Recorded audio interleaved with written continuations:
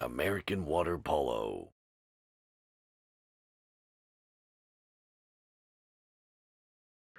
Hi, this is Damon Newman from American Water Polo, and we're here today with Jen Frain to learn some of our best practices from some experienced officials in our Behind the Whistle series.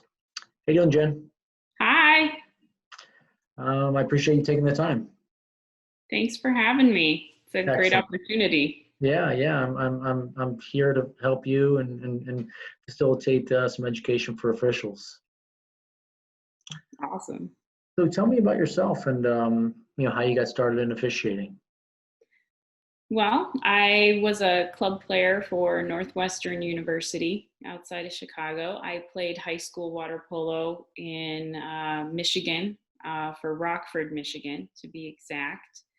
I got started as an official for multiple reasons, as I needed to make a little extra money and I wanted to get back involved in the sport. I was never a very strong player, and I saw myself as someone that could give back, and it ended up being a, a side job that it just turned out to be a lot of fun and brought back relationships that I had from days as a player, but also introduced me to new people that it was great. It's a fun job to be a part of.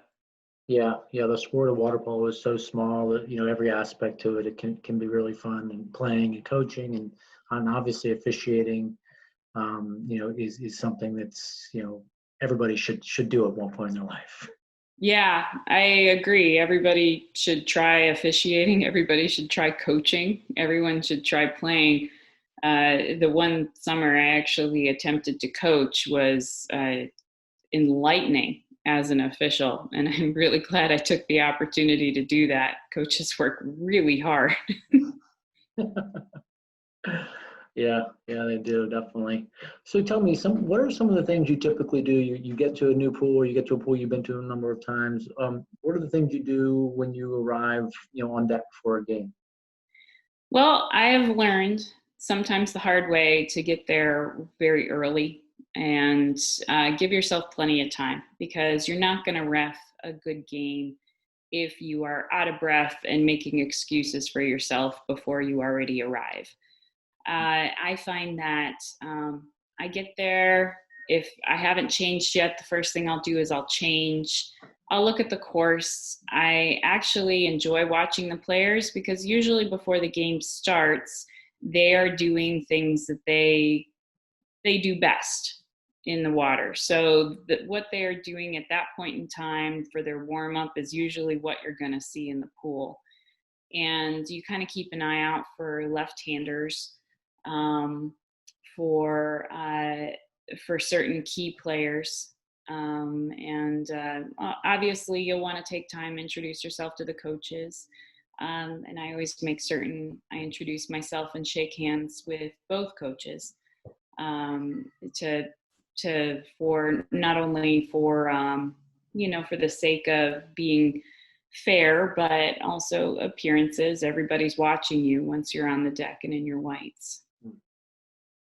Very true. Yeah, watching the players warm up is a really good piece of advice for some younger officials, just so you can get a feel for, like you said, some of the more skilled players and things to watch out for. So when you talk about your partner, collaboration is something that has been a huge focus, even in the last 5 years, even before that, that type of collaboration with your partner. What does that sound look like to you? What does that kind of that coverage area conversation sound like? Can you give me a little bit more detail into that? Well, in this day and age, headsets are becoming more and more readily available. So I usually, first of all, it depends on if I've worked with that person before. If I've already worked with that person, then I kind of already know how they're going to officiate the game, what they're going to be looking for, and I know how to adapt to complement that referee. If I haven't worked with that person before, then I will ask what their main areas of concentration are, what they would like me to do, hand gestures to watch for if they want me to pick something up or to indicate that they've got it, if we don't have headsets. And then also, if I'm working with someone that I know to be more experienced than I am, I think it's important to resonate confidence right from the beginning and show the other more experienced strong official that yes, you can handle it, yes, you know the rules, yes, you are a person here that is also helping to control the game.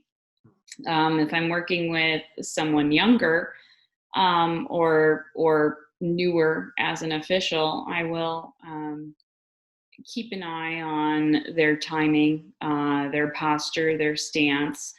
And if they want feedback, I will offer it. And if they don't, I'll let them do their own thing and maybe do some coaching along the lines of, well, I noticed that you called this. Have you thought of something like this? Or, did you think of this advantage while you were whistling this? Did you see the driver move in that direction over there? They were going to pass the ball. Maybe wait to exclude that person and see what happens there. Timing, especially once you get to the upper levels, really makes a difference. And even I'm still learning in at the college level with timing. It really is every call makes a difference. Right. Right. Yeah. It's a very, like you said, it's a very, the game moves pretty fast. And I think that, the higher level you get, the faster they move. Yeah. So you talked a little bit earlier about when you arrive, you like to survey the pool, introduce yourself to each coaches, obviously to remain professional. Our sport is so small. You like you said, you know a lot of the coaches. A lot of them could be former colleagues. You could even know some of the players. What's your advice to like how to navigate these relationships, but also try to maintain a level of professionalism? When I'm in my whites and the game is starting, even if I have a 15-year relationship with that coach, or I know the players in another capacity, which often other refs do, um, when I'm in my whites, I refer to the coach as coach. I don't call them by their name, uh, whether or not I know it. I keep questions professional. After the game, if I'm no longer in my whites, I might say, "Hey, Jack, thanks for this," or something like that. But for the most part, they are coach. There's one coach in particular I know who coaches a club team out of Washington, D.C., and I played with her at Northwestern. She's fantastic. And if I were to ref one of her games, it'd be kind of funny, but it's like, "Hi, coach." she's coach, and I'm ref. Right. A lot of coaches do refer to me as Jen, even while the game is progressing. I don't really feel the urge to correct and say, please don't use my first name, but I will emphasize, coach, I hear you, or coach this, just to keep it professional. Right. And that kind of brings me on the next question. You do have, there are a lot of personalities in our sport, whether it's coaches and officials and players. Give me a piece of advice as to how do you deal with a challenging coach? What's a way that, besides pulling out your card, what's a way that you can potentially like disarm maybe, potential volatile situation? The first thing I think of is I listen to their language and their tone to determine whether or not disarming the coach is a possibility. If they're using certain words, disarming is not going to happen. The main word I think of is you. If they're using the word you something, you terrible, you now it's personal. Right. So now it's okay. Now we need a card. Now we need a warning. But if they say, hey, would you look at this? Or what happened there? Or where's my girl? Or did you see this? I will, if I have the opportunity to walk over to the coach and listen, a lot of the times they just want to be heard. And I'll say, yes, coach, I'll watch for that. And then I'll end the conversation. I won't address the coach across the pool. And if a coach yells at me across the pool, that will likely be a warning or a card, because that's just immediately disrespectful. It doesn't really matter what words they're using. In terms of if I feel like I made a mistake and they are asking or saying, what happened there? Why didn't you whistle that? Or you whistled this and that happened. If they have a point and they made a mistake, I will actually admit that I made the mistake. And sometimes, and more times than not, that usually disarms the coach right away, because the ego's been taken out of the equation and you're a person too. Right, You know, mistakes and happen. It's a natural part of the game. It's a natural part of life. I've never reffed a perfect game, and I don't think anyone has. I've gone back on every single game and noticed things that could have improved upon or could have whistled differently. And you know, it's there's a fine line. I mean, I've also seen coaches who become angrier if you say that you've made a mistake, because now you're imperfect and you know you've done something wrong and you owe them something. But more times than not, they just want to hear that I missed that, or I will watch for that in the future. And that usually disarms and keeps the peace for the time being. That makes a lot of sense. So, you obviously have, the center position, you have the perimeter players. What is the toughest part of the game to officiate and why? Oh, Besides the entire well, thing. I think whether or not you're with an experienced or a novice official, you still have to watch everything. You have to try and watch everything and see everything, and you learn to trust the corners of your eyes, so to speak. You watch something with one, but then you're in your peripheral vision, you're watching something else. And the ball might be back there, but you're watching the center and you're watching the peripheral area of the pool, whether or not you're actually looking at it. That is really important. You also learn to watch through things. You could be focused on the center, but you could be watching the ball with your background vision as you're watching the center. So that is important, and that becomes a skill. You're also watching in your peripheral vision your partner, things that they're doing with their hands. You're watching the coach in your peripheral vision if they're across the pool, and seeing any gestures they're making. Are they standing up? Are they kind of out of control? Or are they sitting nicely? Or you're watching the clock with your peripheral vision too, and keeping an eye to make certain, okay, did the shot clock get reset? Did the flag go up, allowing that player to come in on time? So it's learning to see everything. In terms That's of, challenging, right? yeah, sorry, that was a Transition. rambling response.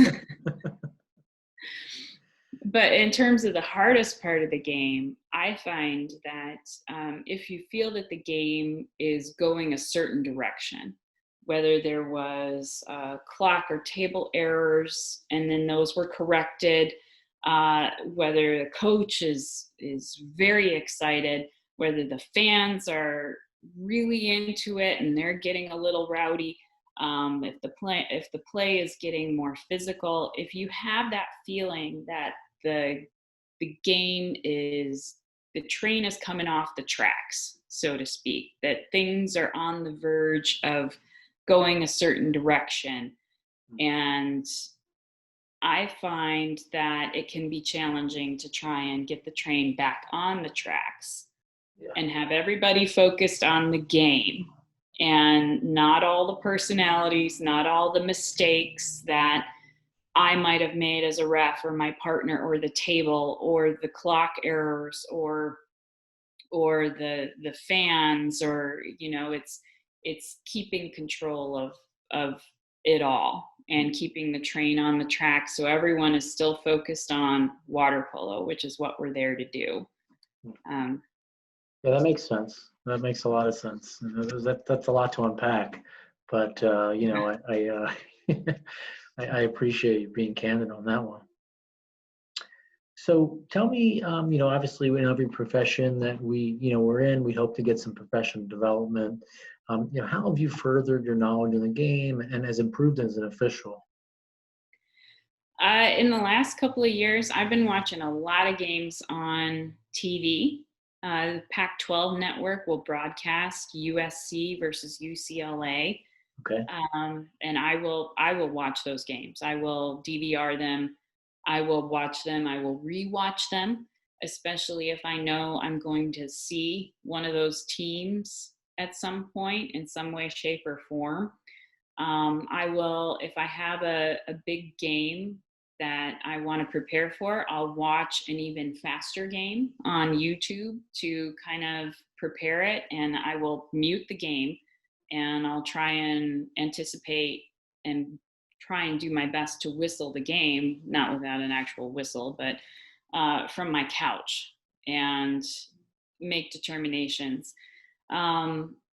YouTube is a really great asset right now for up and coming officials, but even experienced ones. You really need to be watching everything all the time in order to keep yourself fresh and feel comfortable when you get there in your whites and ready to go. You have to be able to have the confidence to know that you can do it. And YouTube for me has been great the last few years. There's so many good games on there, and so many good controversial games where some really high level officials really made some great accurate calls at some really key points, and watching how they handled that gave me the confidence to know that I could do it too.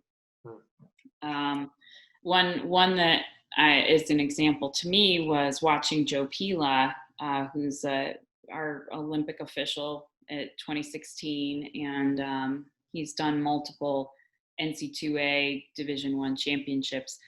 He at UCLA USC game, very controversial game, back and forth, the lead, it was very tight. Everybody was excited. The crowd was huge. And he whistled a penalty with minimal time left in the fourth quarter of overtime, and that determined the game.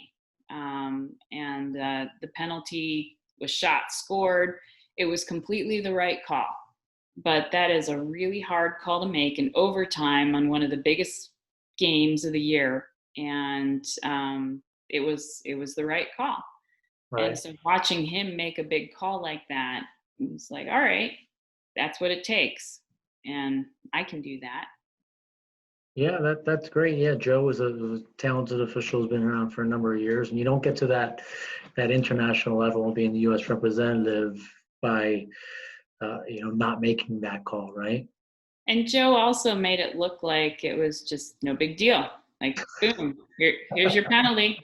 All right, game's over. I'm out of here. That might just be his affect in general, right? Yeah.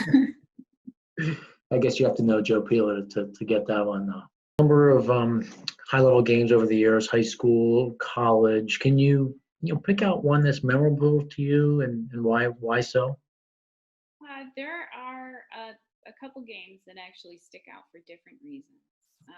One was a women's college game this past spring, right before the pandemic. It was a conference game, and I got there early, felt prepared, felt great. The game was going to be televised, and was very confident when the game started off. And then the opening whistle, one of the first things that happened was I made a mistake. And immediately the coaches started speaking to me. I instructed everybody to keep moving, and then I made another mistake. My first call of the game ended up being another mistake, and my timing was off. And as the game progressed, the table did not really have great command of the game either. My partner tried to coach me through the headset, and the game was slipping from my confidence, I guess, from my grasp as an official. I was losing the trust of the coaches. I was losing the trust of my partner, who was also a good college partner. And all of a sudden, I just felt like a fish out of water, and I felt horrible. And it took me until the end of the first quarter to get the train back on the track, which is way too long as an official. You need I was to, gonna say, I thought yeah. that's pretty good. I mean, And the game ended up going into overtime, and I actually had, despite starting the game off rough, I had to make a penalty decision with about 9 seconds left of the fourth quarter to send the game into overtime. It was completely the right call. It would have been bad if I didn't make the penalty call. However, that game stuck out to me because it was an extremely good learning lesson, is that you make a mistake and you recover. You move on, right. and you become better for it. And it took me an entire 8 minutes to finally feel good about myself as a ref again, and I need to recover much faster. And so It's easy to get in your own head though at some of those times, it really is. And that's like, and you talked about that earlier, in one of the challenging things about the game is allowing it to flip out of the control, or just steer the ship one way. So I think that's a real testament to being honest and saying, yeah, okay, I'm going to have the opportunity to allow myself to make a mistake, but then to recover, right? yeah, and that's really what separates the more experienced officials from the novices, is that they do recover. And I watched Michael Goldenberg ref a very big game this past year, and he made a mistake in the game. He whistled for an exclusion while the ball was in hand, and it went in the cage. And I knew it was a mistake. Other people knew it was a mistake, but you never knew from looking at Michael Goldenberg that he had made a mistake. And he recovered, and you couldn't even see him flinch. He just moved forward, and he reffed the rest of the game like it was no big deal. Right. And that was good to watch at the time. And I admired him for it. But I learned with my particular experience that I need to recover and work harder at that. Another game that stuck out was another college game.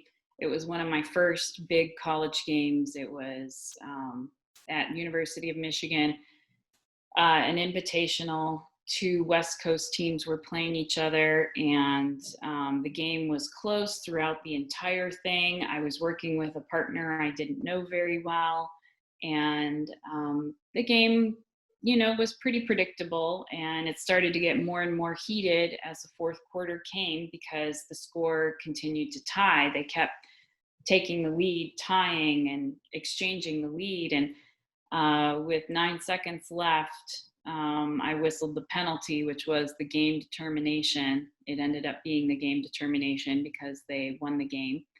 And at that point, I knew, like, okay, I can do this. That was a huge confidence building game to me, and gave me the tools to want to continue on at that level and feel good about myself as a ref. That's great. That's excellent. So if you were to think back, say, your first couple games, ever really starting water polo, right? And having the knowledge and experience you have now, what are some pointers you might give a younger version of yourself to maybe to focus on and, potentially to avoid? Oh, that is a great question. I think um, I think professionalism is key in all circumstances. Arrive early, arrive on time, be friendly, um, be approachable. Uh, don't let your ego get in the way. Um, I there were times when I allowed my ego to get in the way as a referee, and there's it's not necessary. There's no need for it. Just I also would tell myself that some of the best games you don't even notice the referees. You don't they're invisible, and I think that those are the best games that the fans want to watch. Those are the best games that the players want to play and the coaches want to coach, are the ones where we show up, we do our job, and nobody really noticed who we were or what we were doing. And it's not about the refs. And I think if I were to go back and talk to myself, I would say that to myself back then.